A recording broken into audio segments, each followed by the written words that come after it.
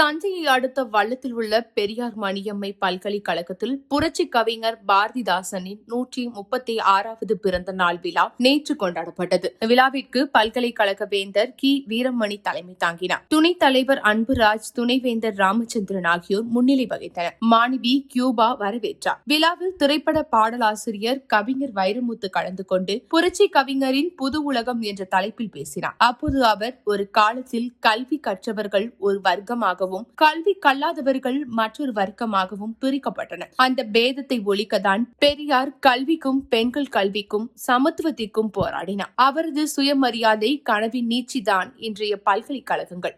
இது சாதாரண கல்விக்கூடம் அல்ல, உலக தரத்தில் அமைந்துள்ள அறிவுக்கூடம். மாணவர்களாகிய நீங்கள் உள்ளூர் போட்டியாளர்களுடன் மட்டுமல்ல, உலக அளவிலான போட்டியாளர்களுடன் போட்டியிட வேண்டியவர்கள். தஞ்சையில் படிக்கும் மாணவனுக்கு போட்டி வாஷிங்டனில் இருக்கலாம், இங்கு படிக்கும் மாணவிக்கு போட்டி மாஸ்கோவில் இருக்கலாம். நீங்கள் வெற்றி பெற்றால் பெரியார் போன்ற சமூக சீர்திருத்தவாதிகளின் கனவுகள் நனவாகும்.